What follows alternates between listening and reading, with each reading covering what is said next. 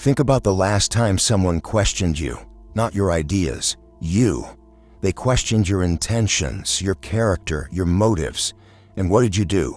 You explained yourself, you clarified, you defended. You felt that urgent pull in your chest, that almost physical need to make them understand.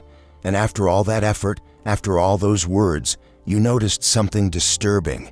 They still did not believe you. In fact, they believed you less. Have you ever wondered why?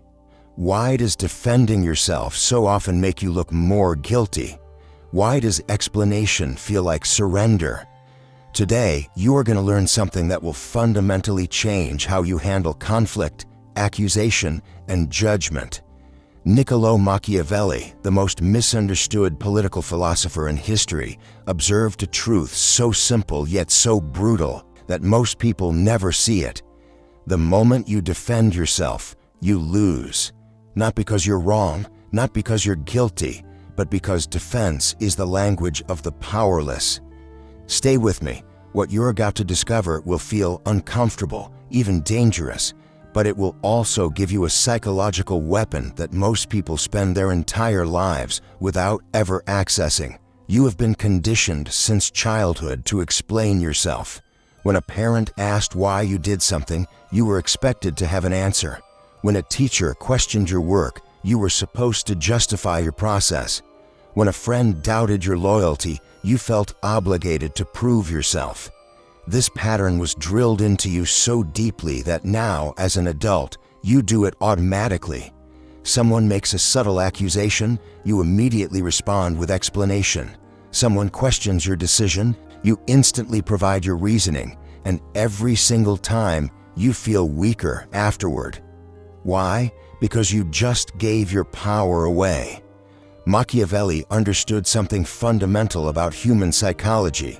When you defend yourself, you communicate three things to the observer. First, you signal that the accusation might be valid. If someone calls you a liar and you immediately launch into an elaborate explanation of why you are not, what message does that send?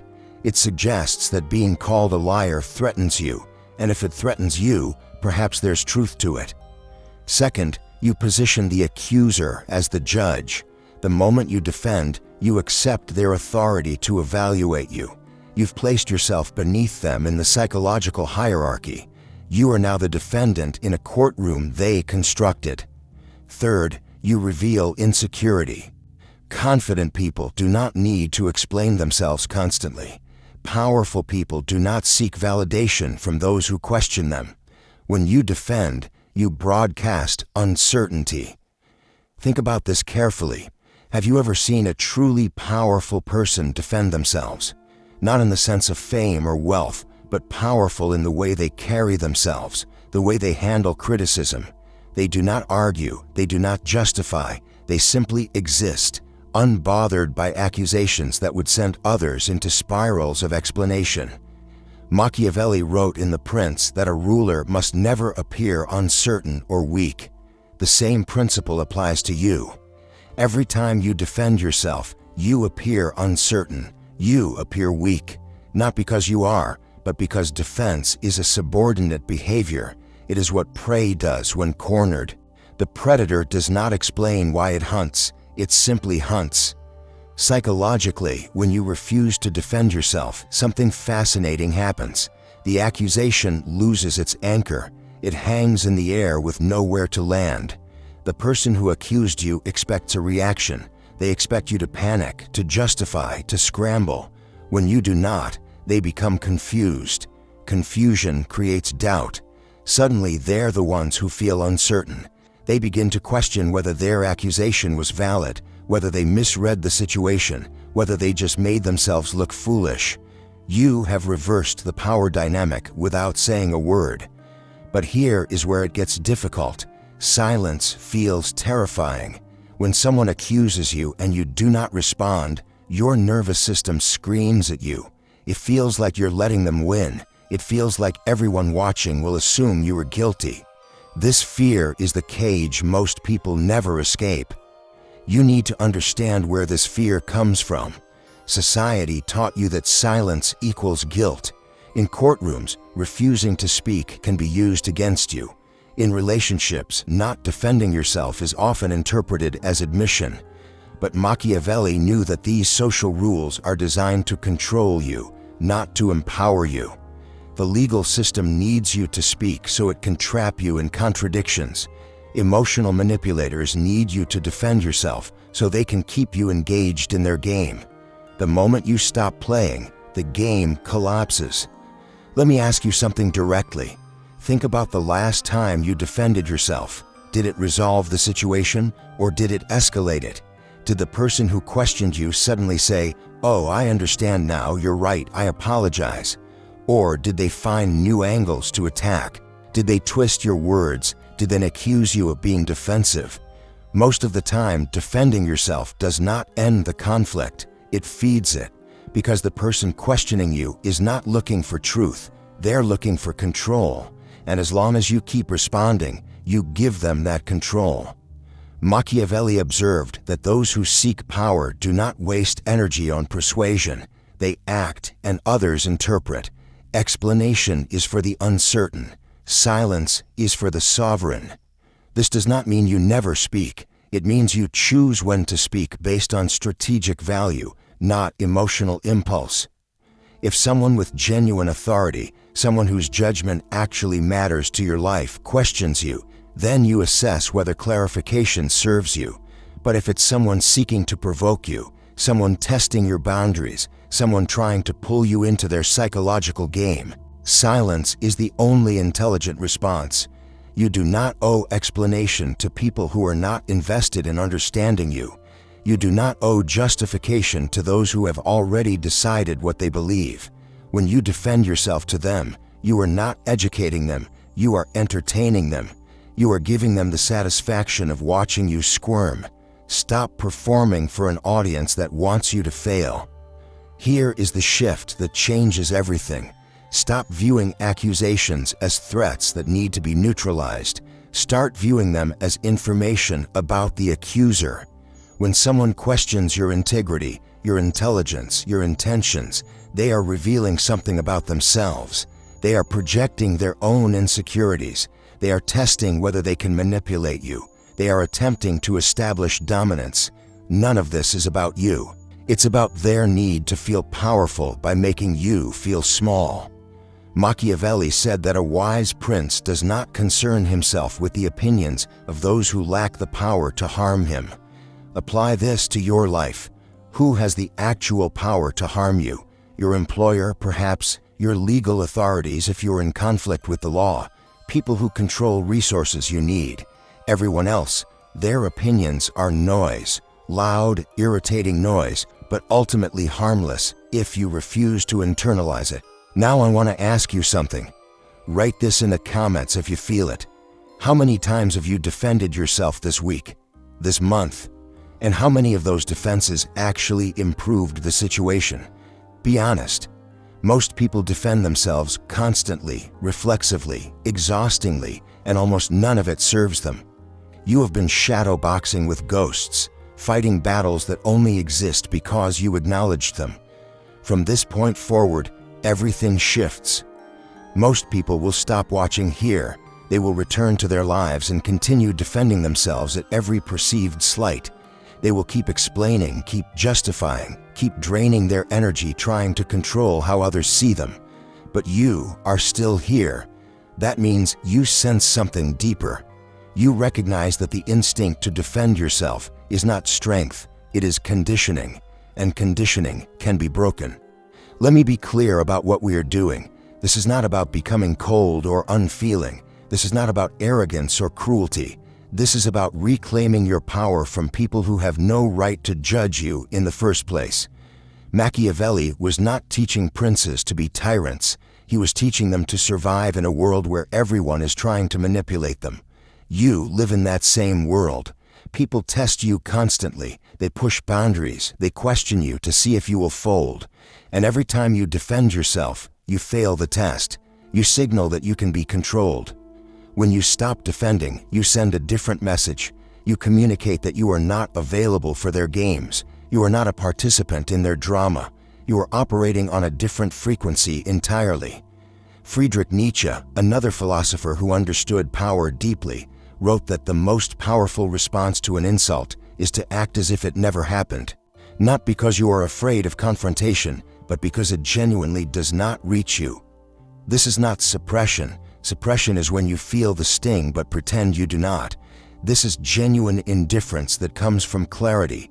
You know who you are. You know your values. You know your intentions. The opinion of someone who does not know you, does not understand your context, does not care about truth, becomes irrelevant. It is background noise in a world full of noise. But here's the paradox. The less you defend yourself, the more people respect you. Have you noticed this? The people who command the most respect in any room are the ones who seem immune to criticism. They do not argue, they do not justify, they simply continue. And there's something magnetic about that. It signals depth, it signals security, it signals that this person has access to something internal that does not require external validation. Sun Tzu wrote that the supreme art of war is to subdue the enemy without fighting. This applies to psychological warfare as well. When someone tries to provoke you into defending yourself, they are starting a fight. If you engage, you have entered their battlefield. If you remain silent, you have refused to fight, which paradoxically makes you undefeatable. They cannot win a fight you will not participate in. Think about the last argument you had where you felt you won. Did you actually win? Or did you just exhaust the other person into silence while creating resentment that will resurface later? Most victories in verbal conflict are not victories at all.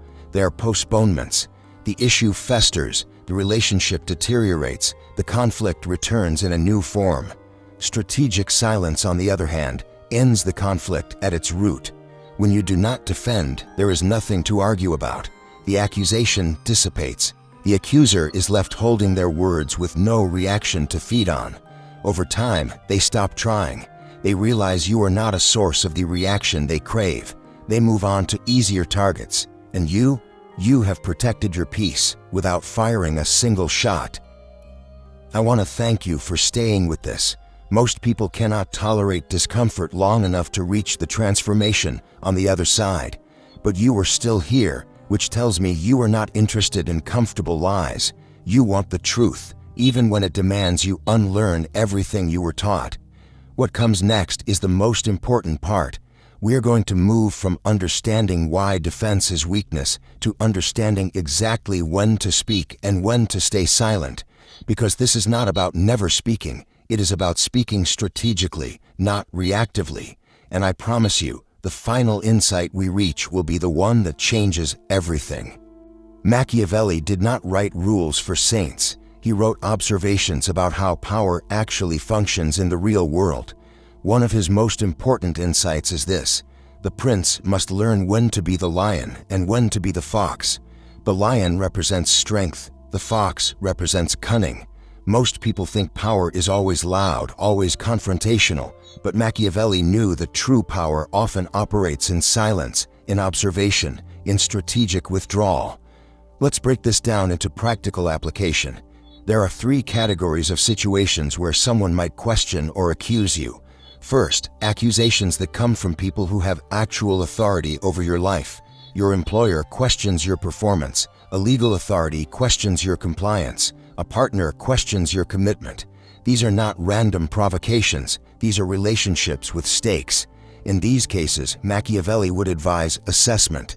Does responding serve your long-term interests? If yes, respond with clarity, not defense. State facts, provide context, but do not beg for understanding. Do not over-explain. Do not apologize for things you did not do wrong. The moment you start pleading, you have shifted from peer to subordinate. Even in unequal power dynamics, you can maintain dignity by being precise, calm, and done. One statement, no repetition, no emotional flooding. If they don't accept it, that's information about them, not a problem for you to solve with more words. Second category, accusations from people who matter to you emotionally, but have no structural power over your life. Friends who question your choices, family members who judge your lifestyle, social circles that gossip. Here, Machiavelli's advice is sharper. These people do not control your resources or your future. They control only what you allow them to control, which is your emotional state. If someone you care about genuinely misunderstands you, one calm clarification is reasonable. But if they persist, if they keep questioning, if they use your explanations against you, silence becomes the only intelligent response. You do not owe endless justification to people who are not seeking to understand you. You owe them nothing except the space to believe what they will believe. Let them sit with their assumptions. Let them interpret your silence however they need to. You are not responsible for managing their perceptions. And here is what happens. When you stop defending yourself to these people, two outcomes emerge. Either they realize their accusations were baseless and they approach you with respect, or they reveal themselves as people who were never interested in truth. Both outcomes serve you. You either restore a relationship to healthy ground, or you identify someone who does not belong in your inner circle. Silence is a filter. It separates those who care about you from those who care about controlling you. Third category, and this is where most people waste the most energy. Accusations from strangers, acquaintances, online commentators, people with zero stake in your life. Someone at a party makes a snide comment. Someone online questions your intelligence. A coworker subtly undermines you in a meeting. Machiavelli would laugh at the idea of defending yourself here. These people are testing you. They are poking to see if you are controllable. If you react, you have confirmed that you are. If you ignore them completely, you communicate something far more dangerous to them. You communicate that they do not exist in your reality. They are irrelevant. This is not arrogance. This is boundary enforcement. You have finite energy, finite attention, finite time. Every moment you spend defending yourself to people who do not matter is a moment stolen from your actual priorities. Machiavelli would call this a waste of resources. A prince who exhausts his army fighting meaningless skirmishes has no strength left for battles that actually matter. You are the prince of your own life. Stop fighting skirmishes. Now, here is the framework. Before you respond to any accusation, ask yourself 3 questions. First, does this person have structural power over something I value? If no, silence. If yes, proceed to question 2. Second, is this person seeking understanding or seeking dominance? If dominance, silence. If understanding, proceed to question 3. Third, will my explanation change the outcome, or will it simply feed the conflict? If it feeds conflict, silence. If it changes outcome, respond once with precision, then silence. This is not a script. This is a filter. It protects your energy. It protects your peace. It protects your power. Most people never develop this filter. They respond to everything. They defend against every accusation. They live in a constant state of reaction, and they wonder why they feel exhausted, why they feel powerless, why they feel like they are always on trial. You are on trial only if you accept the courtroom. Machiavelli understood that power is not about winning every argument. It is about refusing to enter arguments that serve no purpose. The fox does not debate with the hound. The fox disappears into the forest, and the hound is left barking at shadows. Let me give you a specific example. Imagine someone accuses you of being selfish. Most people immediately respond, I am not selfish. I do this and this and this for people. You are wrong. What just happened? You accepted the premise that their evaluation matters. You gave them the role of judge. You are now in a subordinate position trying to prove your worth. Strategic silence looks different. They say, you are selfish. You look at them calmly, process that they just revealed their own insecurity, and you move forward with your day.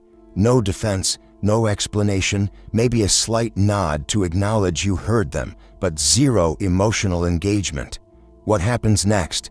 They are confused. They expected a fight. They expected you to care. When you do not, they are left holding an accusation that has nowhere to go. Over time, if they are reasonable, they will reassess. If they are unreasonable, they will escalate briefly, then give up because you are not giving them the reaction they need. Either way, you win, not by defeating them, but by refusing to play. Sun Tzu said that the greatest victory is the battle not fought. You just won without entering the battlefield. Now, here is the part most people struggle with.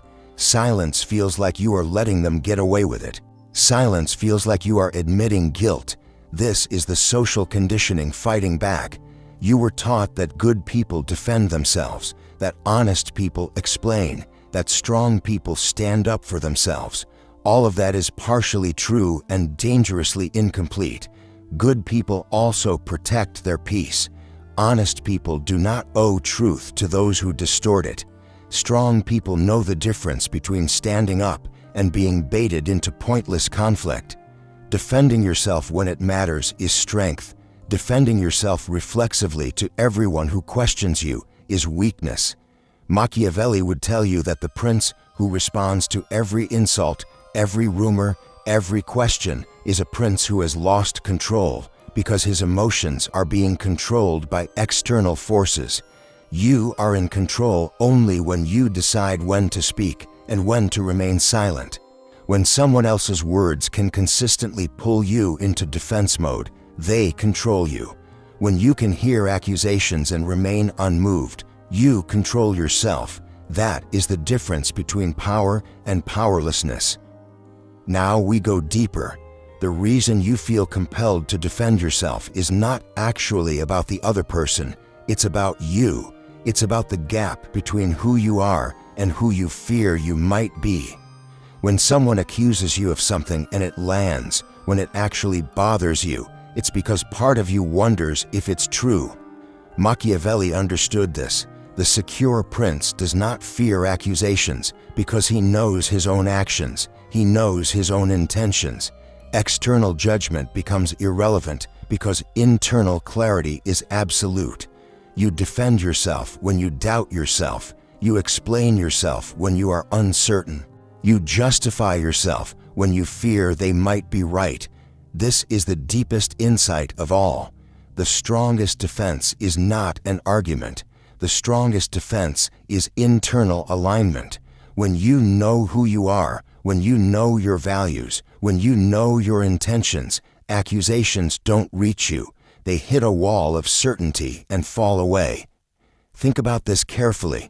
Have you ever been accused of something so absurd that you didn't even bother responding? Someone calls you a terrible person when you know you just spent the last year helping others. You don't defend. You just look at them like they're speaking a foreign language because the accusation is so disconnected from reality that it doesn't even register as a threat. That's the state you need to cultivate for all accusations, not because none of them are true, but because your sense of self is no longer dependent on external validation. Nietzsche wrote that you have your way, I have my way. As for the right way, the correct way, and the only way, it does not exist. Machiavelli would agree. There is no universal truth that everyone must accept about you. There is only your truth and the truth of those observing you, and those truths do not need to align. When you stop needing everyone to see you correctly, you stop needing to defend yourself. You simply exist. You act according to your values. You make decisions according to your principles, and you let others interpret those actions however they will. This is freedom. Not the freedom to do whatever you want, the freedom to be unbothered by misinterpretation. Most people never reach this. They spend their entire lives trapped in the prison of other people's opinions. They defend, they explain, they justify, they exhaust themselves trying to control the uncontrollable, which is how others perceive them. You cannot control perception. You can only control your response to perception, and the most powerful response is no response at all. Here's the final paradox, and this is what Machiavelli truly understood. You only defend what you doubt. If someone accuses you of being weak, and you know with absolute certainty that you are not. Defense does not even occur to you. The accusation is so obviously false that it is almost funny. But if someone accuses you of being weak and you immediately feel the need to prove your strength, that need reveals the doubt. You are not defending against them, you are defending against your own uncertainty. This is why Machiavelli advised that the prince must cultivate inner strength, not external approval. External approval is fragile, it can be withdrawn at any moment. Inner strength is permanent, it cannot be taken from you. When you build your identity on what you know to be true about yourself, rather than what others believe about you, accusations lose their power entirely. They become irrelevant noise in a world full of noise. So here's the challenge. The next time someone questions you, doubts you, accuses you, notice the pull. Notice the urgent need to explain. Notice the tightness in your chest, the flood of words forming in your mind. And instead of releasing them, pause. Observe the person in front of you. Ask yourself, does this person have the capacity to understand me if I explain? Do they want to understand, or do they want to dominate? Will responding serve me, or will it drain me? And if the answer is that responding will not serve you, stay silent. Let the accusation hang in the air. Let them sit with their words. Let them wonder why you are unbothered. Over time, this becomes natural. You will stop feeling the pull. You will hear accusations and feel nothing, not because you have become cold, but because you have become clear. Clear about who you are, clear about whose opinions matter, clear about where your energy belongs. Machiavelli did not write The Prince to make people comfortable. He wrote it to reveal how power actually operates. And the truth is brutal but liberating. You are only as powerful as you are unbothered. The person who can walk through a storm of accusations without flinching is not the person with the best arguments. It is the person who no longer needs to be understood by everyone. Most people will watch this video and return to defending themselves tomorrow. They will forget this within days. But you are not most people. You are still here. That means you recognize something important. You recognize that the game you have been playing, trying to control how others see you, is unwinnable. The only winning move is to stop playing. Let them think what they will think. Let them say what they will say. You have more important things to do than manage the perceptions of people who were never interested in seeing you clearly. Machiavelli's final lesson is this: the prince who needs the crowd's approval is a slave. The prince who can rule in silence is free. You are the prince of your own life. Stop being a slave to every accusation. Stop being a prisoner of every judgment. Defend yourself only when it serves you. Otherwise, stay silent, stay sovereign, and let the noise fade into irrelevance. That is how you reverse power in seconds, not through argument, but through absolute, unbothered clarity. Now, I have a question for you, and I want you to answer this in the comments. Who are you when no one is watching, and why does that version of yourself need to be defended to people who will never see you clearly anyway? Write your answer. Share this video with someone who needs to stop explaining themselves. Subscribe if you are ready to stop living in defense mode. And when you finish here, watch the next video where we explore the psychology of presence, how to command respect without saying a word. Most people will keep defending themselves forever. You are about to become someone who does not need to.